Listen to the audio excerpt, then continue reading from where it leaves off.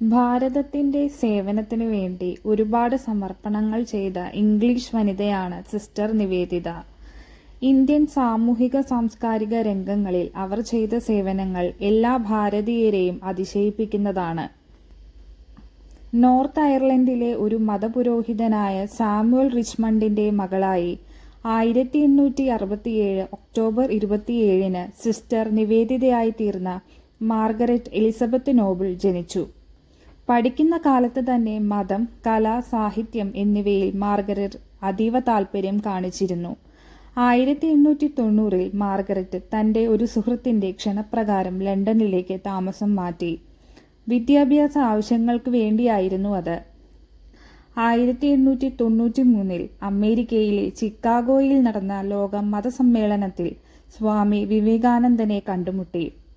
അദ്ദേഹത്തെ കൂടുതലായി പരിചയപ്പെടുന്നതിന് അവസരം ലഭിച്ചു. സ്വാമി വിവേകാനന്ദന്റെ അതുല്യമായ വ്യക്തിത്വം മാർഗരറ്റ് എലിസബത്ത് നോബിളിനെ ആകർഷിച്ചു. അദ്ദേഹത്തോട് ഭക്തിയും ബഹുമാനവും തോന്നിയ മാർഗരറ്റ് താമസിയാതെ അദ്ദേഹത്തിന്റെ ശിഷ്യയായി മാറി. അന്ധവിശ്വാസങ്ങളിൽ നിന്ന് ജനങ്ങളെ മോചിപ്പിക്കുകയാണ് നമ്മുടെ അടിയന്തര കർത്തവ്യമെന്നും ഇന്ത്യയിലെ ജനലക്ഷങ്ങളെ ബോധവാന്മാരാക്കാൻ സ്വാമി വിവേകാനന്ദൻ തയ്യാറാക്കിയ പദ്ധതിയുടെ നടത്തിപ്പിനായി പ്രവർത്തകരെ ആവശ്യമുണ്ടെന്നറിഞ്ഞ മാർഗരറ്റ് അതിന് തയ്യാറായി.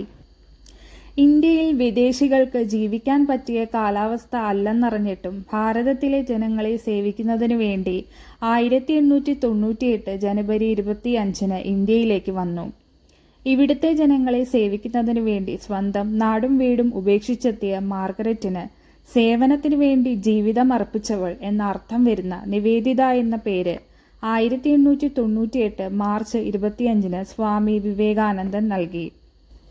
ഗംഗാതീരത്ത് ഒരു കുടിലിൽ താമസിച്ചുകൊണ്ട് പ്രവർത്തനം തുടങ്ങിയ നിവേദിതയ്ക്ക് കോടിക്കണക്കിനുള്ള ഭാരതീയരെ ദാരിദ്ര്യത്തിൽ നിന്നും അന്ധവിശ്വാസത്തിൽ നിന്നും മോചിപ്പിക്കാൻ മാർഗങ്ങൾ കണ്ടെത്താൻ വിവേകാനന്ദന്റെ ദർശനങ്ങൾ പ്രചോദനമായി.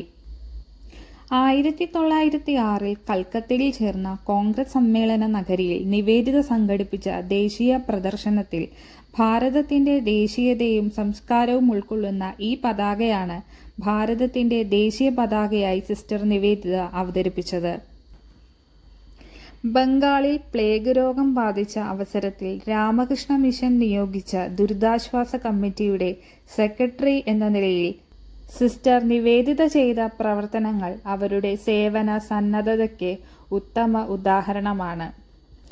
വിദേശ ഭരണത്തിലായിരുന്ന ഇന്ത്യയെ മോചിപ്പിക്കുന്നതിലും വലിയൊരു പുണ്യപ്രവൃത്തിയില്ലെന്ന് മനസ്സിലാക്കിയ നിവേദിത ദേശീയ വിപ്ലവ പ്രവർത്തനങ്ങൾക്ക് നേതൃത്വം നൽകാൻ തുടങ്ങി. ഇന്ത്യൻ വിപ്ലവകാരികളുടെ രാജകുമാരൻ എന്നറിയപ്പെട്ടിരുന്ന അരവിന്ദ ഘോഷിനെ അങ്ങിപ്പോൾ ഉണ്ടായിരിക്കേണ്ടത് ബറോഡയിലല്ല ബംഗാളിലാണ് എന്ന് പറഞ്ഞ് അവർ അദ്ദേഹത്തെ കൽക്കത്തയിലേക്ക് ക്ഷണിച്ചു. ബറോഡ ഗവൺമെന്റ് സർവീസിൽ പ്രവർത്തിച്ചുകൊണ്ട് വിപ്ലവ പ്രവർത്തനങ്ങൾക്ക് രഹസ്യ നേതൃത്വം നൽകുകയായിരുന്നു അരവിന്ദോ ഘോഷ്. വിപ്ലവ സംഘടനകളെ ഏകോപിപ്പിക്കാൻ നിയോഗിച്ച കമ്മിറ്റിയുടെ പദവി ഏറ്റെടുത്ത നിവേദിത യുദ്ധത്തിന്റെ വെല്ലുവിളി ഉയരുമ്പോൾ കിടന്നുറങ്ങുന്നത് ദേശാഭിമാനികൾക്ക് ഭൂഷണമല്ലെന്ന് യുവജനങ്ങളെ ഉത്ബോധിപ്പിച്ചുകൊണ്ടിരുന്നു. ബ്രിട്ടീഷുകാർക്ക് പിടികൊടുക്കാതെ അരവിന്ദോ ഘോഷ് ചന്ദ്രനഗറിലേക്ക് മാറി താമസിച്ചപ്പോൾ അദ്ദേഹം നടത്തിയിരുന്ന കർമ്മയോഗി മാസികയുടെയും ധർമ്മ മാസികയുടെയും ചുമതല നിവേദിത ഏറ്റെടുത്തു. 1907 അമേരിക്കയിലേക്ക് പോയ സിസ്റ്റർ നിവേദിത 1909 തിരിച്ചെത്തിയപ്പോഴേക്കും അരവിന്ദോ ഘോഷ് വിപ്ലവ പ്രസ്ഥാനങ്ങളിൽ നിന്ന് പിന്മാറിയതറിഞ്ഞ് മനം നൊന്ത് എന്നേക്കുമായി സിസ്റ്റർ നിവേദിത രാഷ്ട്രീയ രംഗത്ത് നിന്ന് പിന്മാറി. പിന്നീടുള്ള സമയം സിസ്റ്റർ നിവേദിത പുണ്യസ്ഥലങ്ങൾ സന്ദർശിക്കുന്നതിനും ഭാരത സംസ്കാരത്തെക്കുറിച്ച് ആഴത്തിൽ പഠിക്കുന്നതിനും പ്രയോജനപ്പെടുത്തി. ഇക്കാലയളവിൽ അവർ തന്റെ ദർശനങ്ങളെക്കുറിച്ച് കൽക്കത്തയിലെ മോഡേൺ റിവ്യൂ എന്ന മാസികയിൽ നിരവധി ലേഖനങ്ങൾ എഴുതിക്കൊണ്ടിരുന്നു. ഭാരതീയ സംസ്കാരവും പാരമ്പര്യവും പ്രതിപാദിക്കുന്ന സിസ്റ്റർ നിവേദിതയുടെ പുസ്തകങ്ങൾ ഒരു അമൂല്യ സമ്പത്ത് തന്നെയാണ്. സ്വാമി വിവേകാനന്ദന്റെ ആത്മീയ പ്രഭാവത്തെക്കുറിച്ച് വിവരിക്കുന്ന ഞാൻ കണ്ട ഗുരു എന്ന പുസ്തകം ഇവയിൽ ഏറ്റവും പ്രസിദ്ധമാണ്. തന്റെ അമ്മ രോഗശയ്യയിലാണെന്നറിഞ്ഞ സിസ്റ്റർ നിവേദിത അമേരിക്കയിലേക്ക് തിരിച്ചുപോയി. മരണക്കിടക്കയിലായിരുന്ന അമ്മയെ ശുശ്രൂഷിച്ചു കഴിഞ്ഞ് അവർ അമ്മയുടെ മരണശേഷം 1912 വീണ്ടും ഇന്ത്യയിലെത്തി. പിന്നീട് ശേഷജീവിതം ചെലവഴിക്കാനായി ഡാർജിലിംഗിലേക്ക് പോയി. 1913 ഒക്ടോബർ 13 സിസ്റ്റർ നിവേദിത മരണപ്പെട്ടു.